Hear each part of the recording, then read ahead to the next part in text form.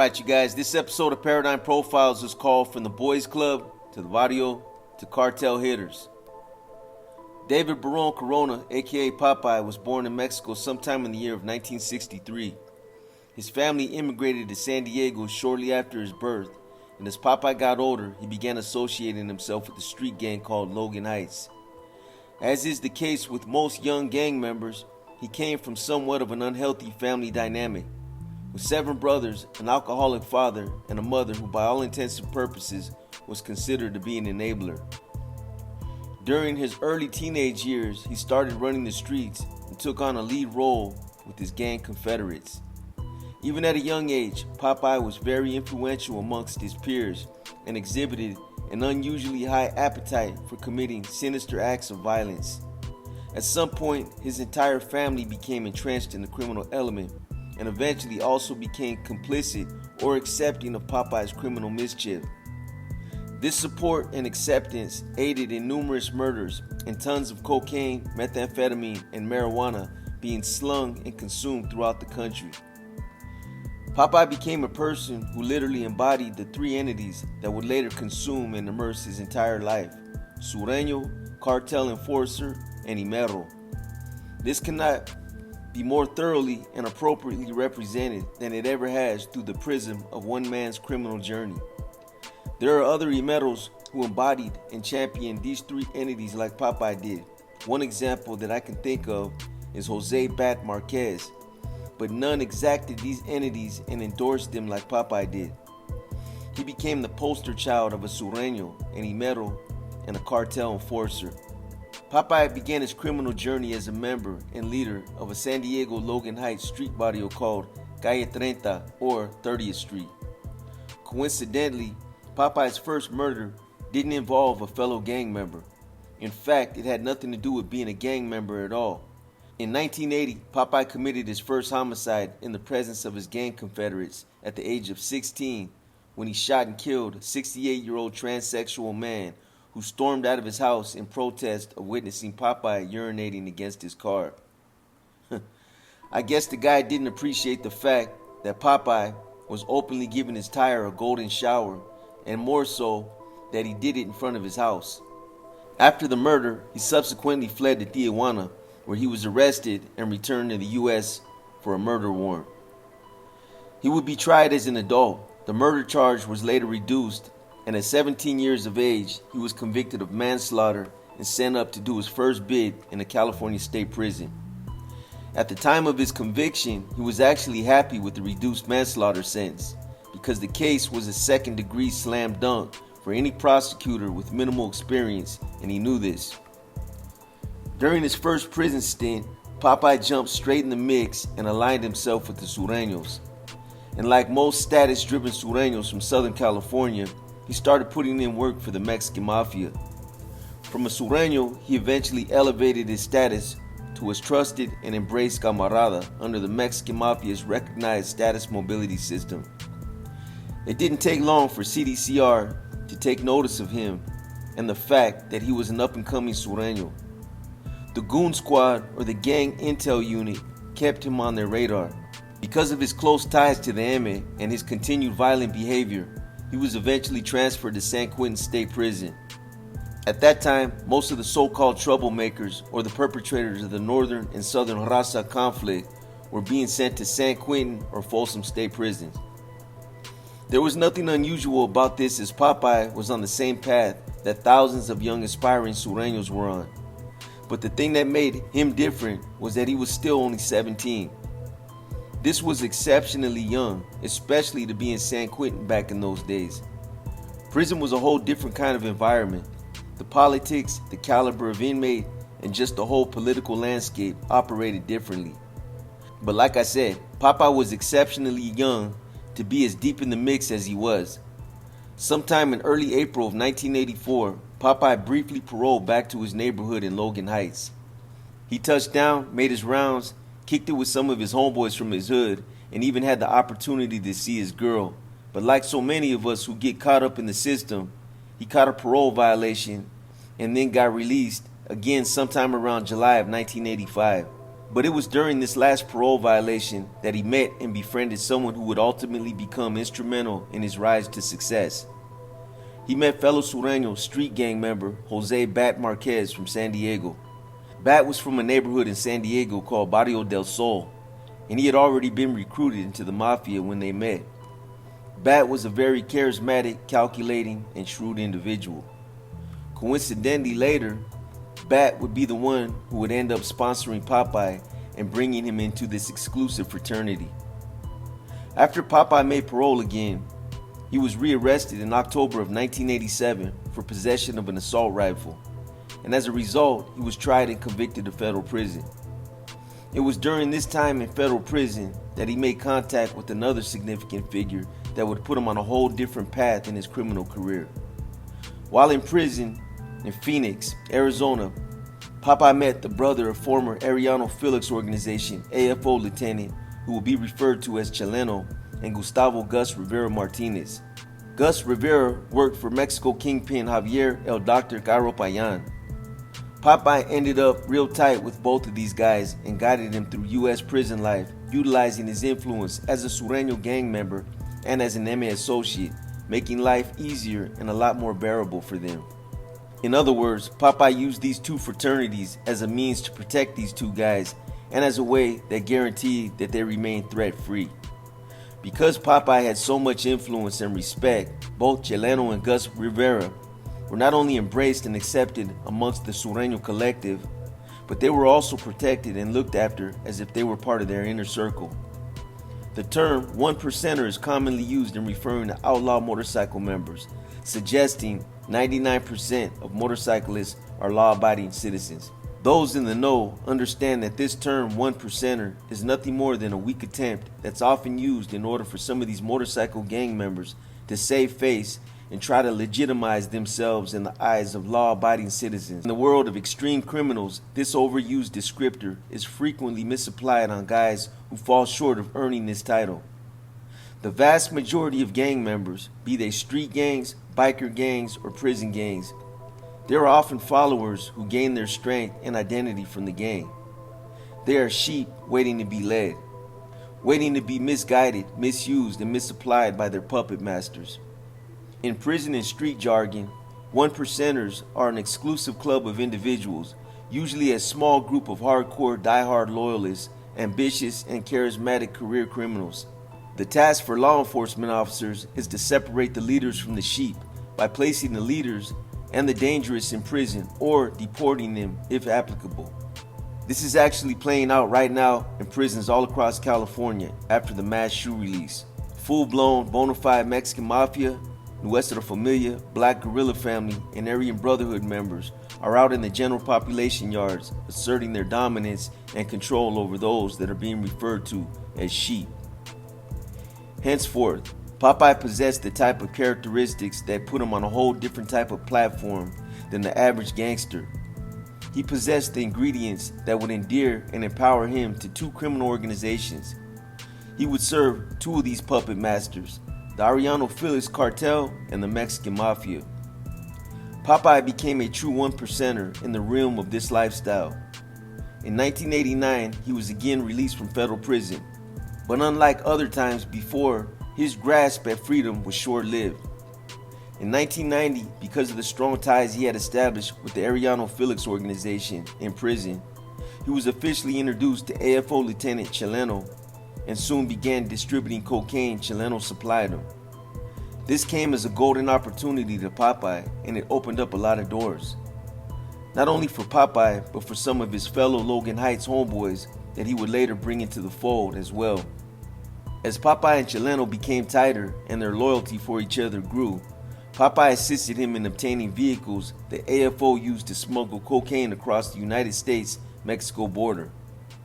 The vehicles were purchased through Rivera's business, Exclusive Auto Brokers in San Diego.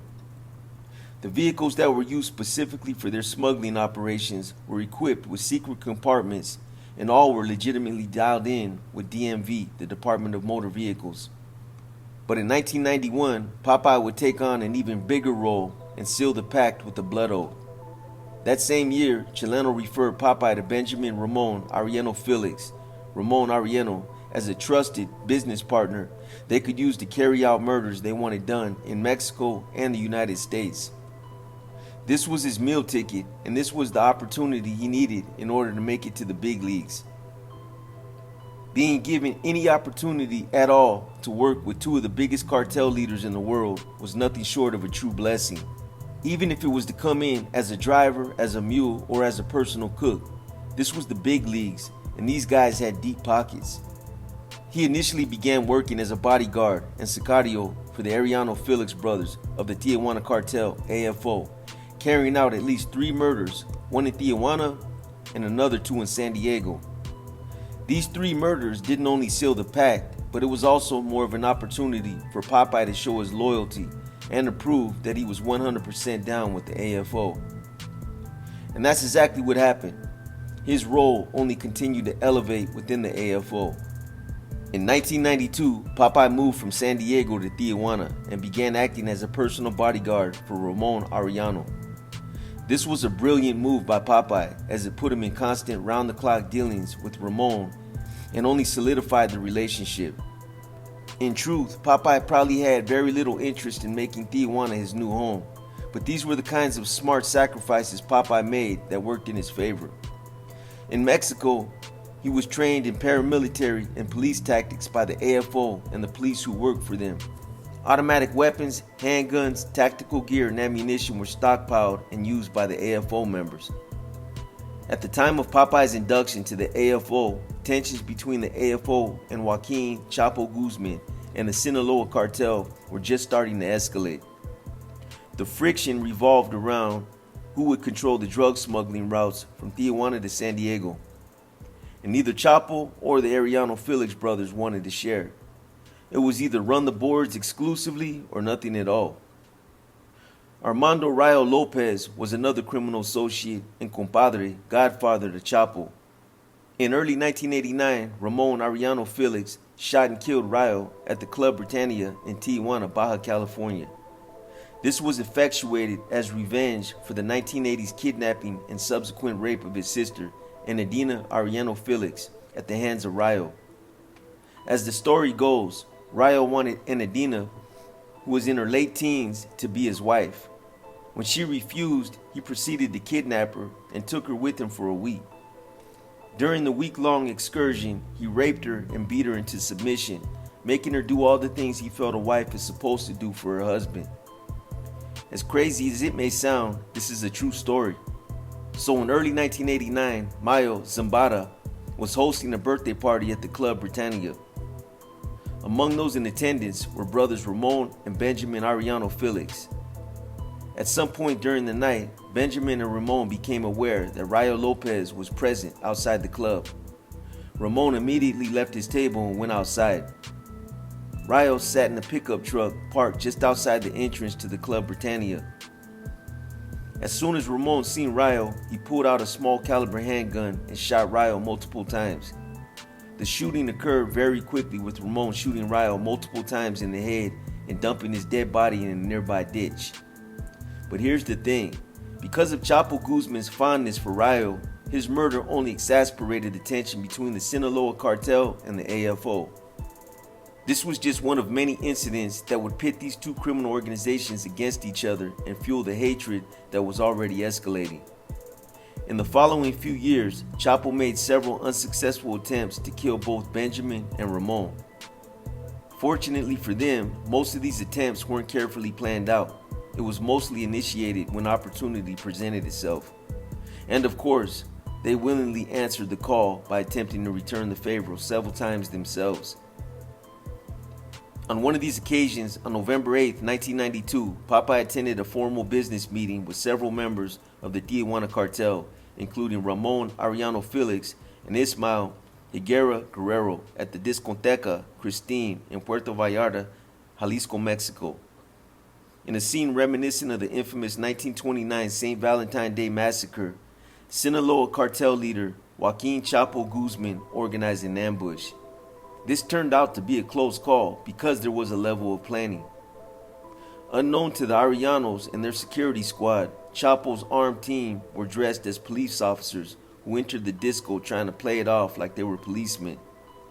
A fierce gun battle ensued, and Chapo's men killed several innocent patrons, and several AFO members were killed and wounded. The AFO leaders present included Ramon and Javier Arellano Felix, Ismael Mel Higuera Guerrero, and Gilberto Gil Higuera Guerrero.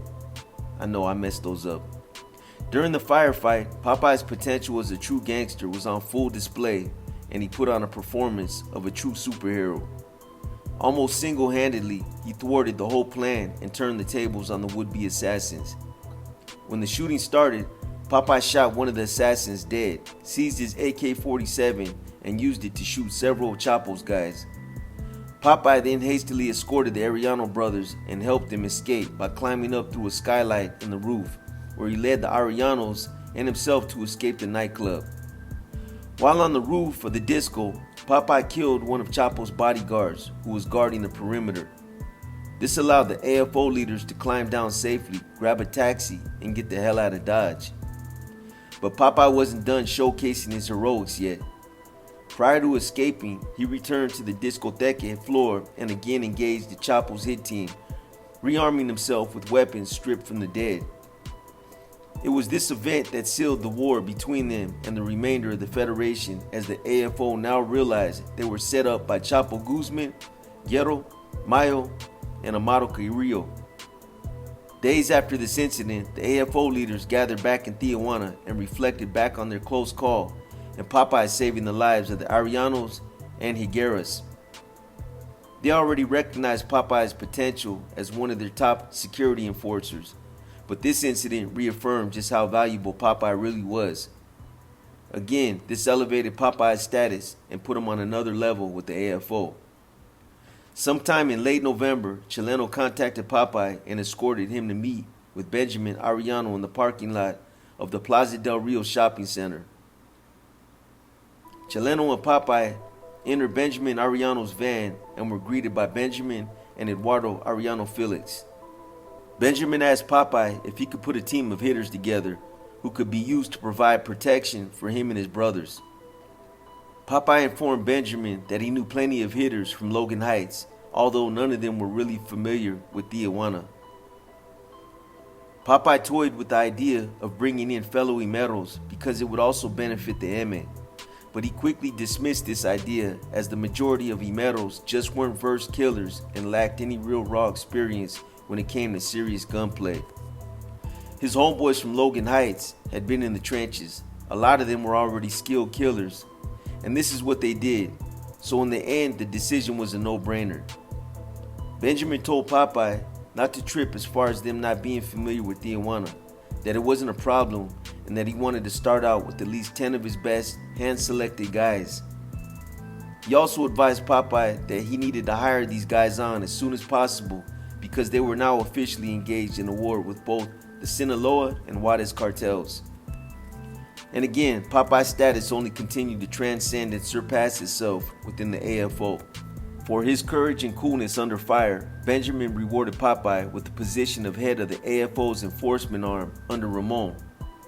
He would establish and direct an enforcement team consisting primarily of San Diego street gang sicarios, assassins. This group would ultimately become one of the main security and enforcement groups for the AFO. However, as time progressed, they requested he continue to recruit fresh blood and more hitters from Logan Heights. They liked what they were seeing, and Popeye's homeboys were taking every opportunity possible to showcase their skills. So with the assistance of his brother-in-law, Marcos Pato Quiñones Sanchez, Popeye began recruiting more of his homeboys from his Logan Heights gang. Benjamin then instructed Popeye to get houses, cars, weapons, and whatever else he needed to organize the group. These guys had it made. It opened the door for the Logan Heights gang members to not only tap into pools of unlimited money, but they all had nice cars, lounged at some of the nicer resorts, and just had it made insofar as anything and everything they needed. Benjamin personally gave Popeye $200,000 to rent houses or offices to house the new recruits. And Popeye bought these guys everything they needed. Some of Popeye's prison tutelage even kicked in, as he literally bought these guys everything they needed. The same way he would send new arrival sureños all their necessities when they would first get to prison is the same concept he'd use for these homeboys. He bought them soap, razors, deodorant, toothpaste, toothbrushes, shampoo, coffee, and stocked their refrigerators with everything they needed to make some good spreads. All they needed to do was show up. He then rented 2 large homes in upscale areas of Tijuana and called them the LH office and the 30 office. It was only fitting that Benjamin, in a later meeting in Tijuana, would christen Popeye with the assigned radio call sign CH, phonetically Seacha, Spanish pronunciation.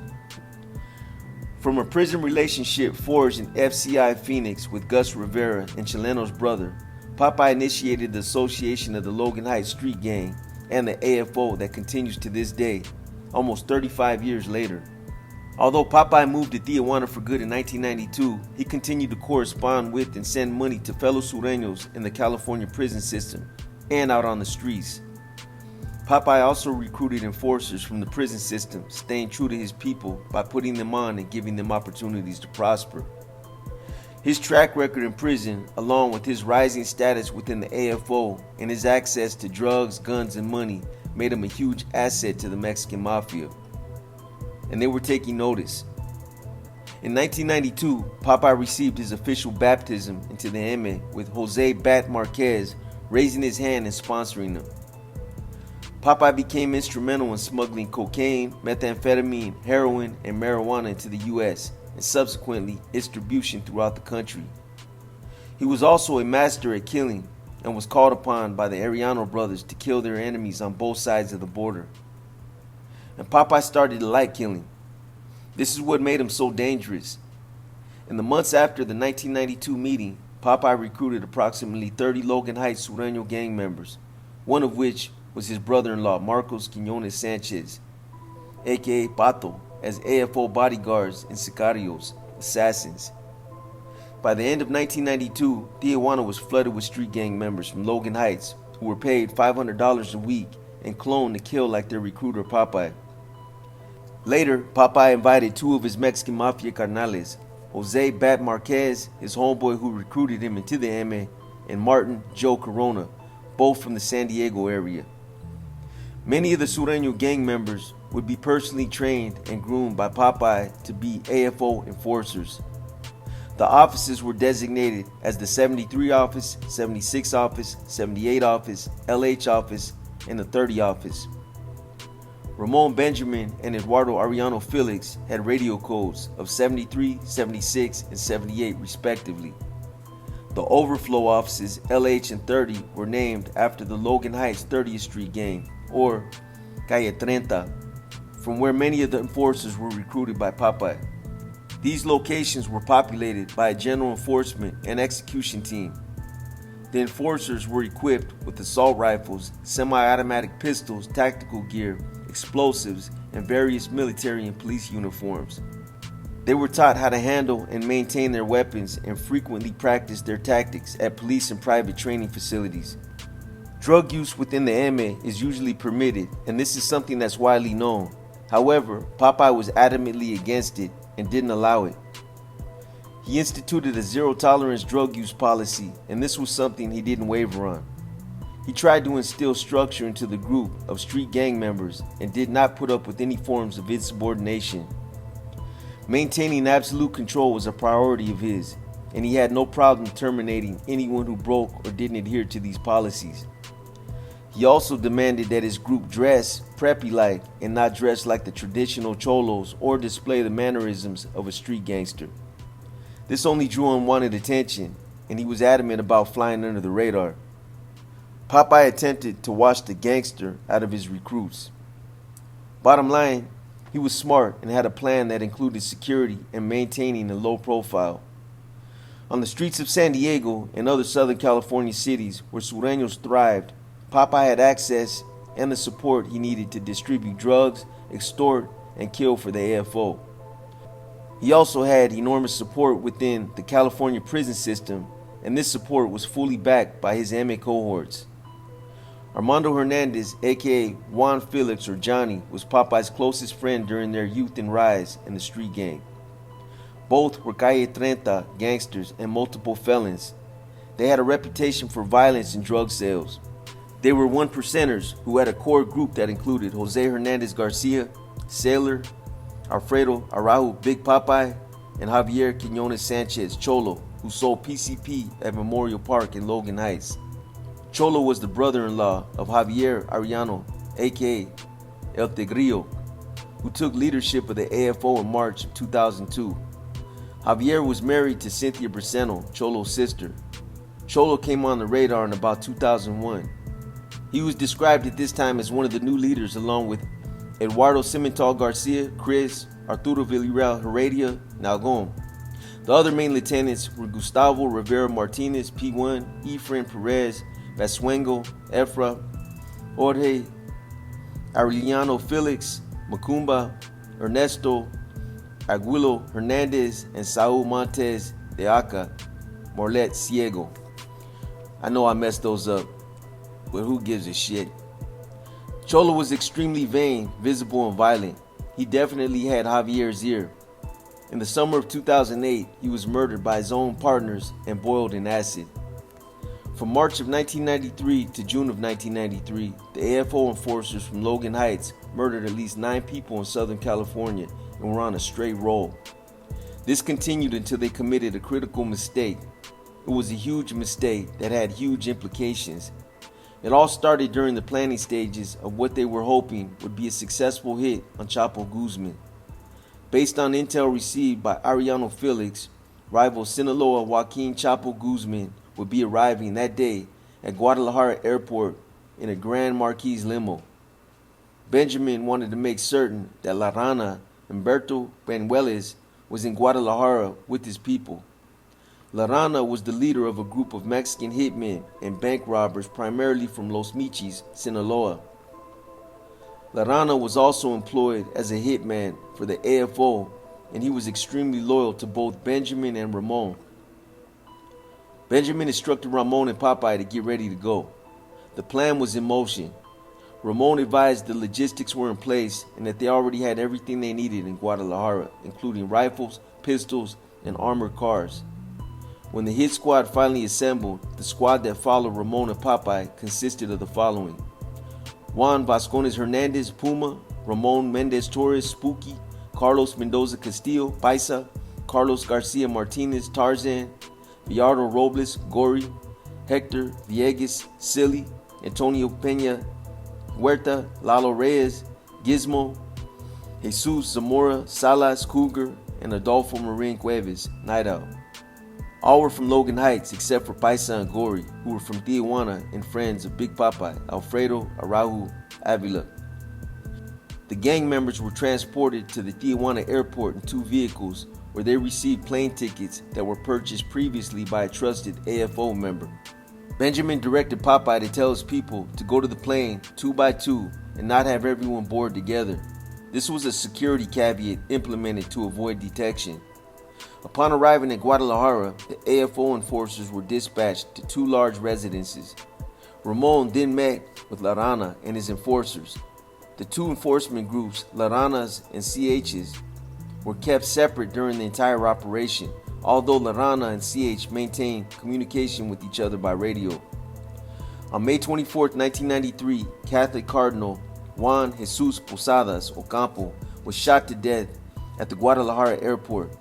The Cardinal, who was wearing his cassock and a large crucifix, was hit by 14 automatic rifle shots in his car outside the terminal building. On the day that the Cardinal was shot and killed, Popeye and approximately a dozen of his San Diego Logan Heights henchmen, along with Ramon himself, were at the Guadalajara airport in Jalisco, Mexico, to kill Chapo. The Cardinal's car, which was stopped in front of Chapo's armored Buick, was mistaken for the vehicle transporting the crime boss. The Cardinal's car was riddled with more than 30 bullets from assault rifles, killing the Cardinal, his driver, and 6 other bystanders. The picture of the carnage showing the Cardinal slumped over in his car, eyeglasses amiss, and his right hand laid carefully across his chest has become a vision that is still vividly engraved in people's minds all over the world. Because the drug cartels and their corruption affect every facet of Mexican society, questions abound about the Cardinal's murder. Was his death really a case of mistaken identity, or was he really the intended target? Weeks before his death, Cardinal Posadas had told a childhood friend that he had been called to the home of Mexican President Carlos Salinas and that he had been threatened. Some alleged the Cardinal had uncovered links to senior politicians and the drug and prostitution trade. The president's brother Raul Salinas was sentenced to and is serving a 27-year sentence for the murder of his brother-in-law and charged with illegal enrichment for his links to the drug cartels. Ramon was already on the plane returning to Tijuana when the shooting started. He had no desire to be anywhere near the ensuing events, and this had been his plan all along. Benjamin learned from La Rana about the shooting details at the Guadalajara airport, and La Rana related the mission was a success, that Chapo Guzman had been killed. Obviously, this was a bogus wire that they later discovered, but for a brief period of time, the AFO thought that it was finally in the driver's seat and that they now had full control over the smuggling routes. Rodolfo Leon Aragon El Chino, the director of the Mexican Federal Judicial Police, MSJP, contacted Benjamin and asked him about the killing of Cardinal Posadas at the airport. He further complained there would be big trouble due to the Cardinal's murder, that the fallout would be epic, not only from their government backlash, but also from the people of Mexico who are avid and devout Catholics. Leon Aragon also wanted to know who was on the flight to Tijuana. Benjamin told Ramon what had occurred at the airport and that the Cardinal was dead along with 5 or 6 other people. CH was fine, he reported to Ramon, and stayed behind with La Rana in Guadalajara. Gory was drunk and out of control at the airport and was not allowed to board the plane. Gory was arrested either at the airport or at a local hotel after being drunk and disorderly. They also learned that Gory was bragging about the shootout at the Guadalajara airport and saying he was a member of the AFO who were attempting to kill Chapo. Benjamin spoke with Leon Aragon to try to employ some damage control. Leon Aragon told Benjamin he needed $10 million and would need 2 or 3 people to turn themselves in to Mexican police to say that Chapo was involved. Benjamin delivered the $10 million in his private plane to Leon Aragon. Benjamin decided it would be 2 of the Cholos, gang members, who would be sacrificed to the government of Mexico to tell a canned and embellished story. Benjamin explained to Popeye that they were going to make up for the arrest of the 2 people they chose to take the fall by facilitating their release in a year or 2. Popeye didn't have a difficult time finding 2 dedicated volunteers to take the fall, but getting them to place some real confidence in a facilitated release was another story. Anything could happen in that time, and Popeye even knew this himself. But they couldn't waste time debating on this or worrying about it at that time. These 2 volunteers needed to be produced, and this had to be done fluidly. He also offered to compensate each person $300,000 and whatever their families needed. This concludes the first half of this story. Part 2 should be coming out tonight as well. I made this a 2-part story to give you guys the option of breaking it up into 2 parts. This avoids it from being too long and possibly losing some of you. And on the flip side, it allows you to watch it all if that's what some of you decide to do. I hope you guys have enjoyed this episode of Paradigm Profiles. For those of you who have questions for the next Q&A, go ahead and drop them in any comment section and we'll find them. I know it's been a while since I dropped a profile, but trust me, I'm working on a few that should be coming out in the coming weeks. Also, if you didn't hear it the other night, Jerry Salazar is joining the PMN team and will be doing a regularly scheduled podcast with me. I'll get back with you guys on the times and days, but most likely we'll be running it around 6:30 or 7 o'clock, like we have been due to other obligations Jerry has. As far as Inner Demons, I'm trying to knock out my 2nd book, so I'm splitting up my other days off, days between these episodes, and knocking out chapters. Bear with me, you guys. I have a full plate and I'm trying to get it all done. But as I've said before, these days just ain't long enough. In closing, if you guys aren't subscribed to our Patreon page, please consider subscribing. We're going to be dropping a lot more of the content YouTube doesn't allow, as well as Jerry's artwork, sections of my 2nd book, pictures, and a variety of other exclusive content. As always, we want to thank all of you for your continued unwavering support, all your positive commentary, and the positive push you guys are always giving us. We appreciate you, the viewers, and we value your support, because without you, we would cease to exist.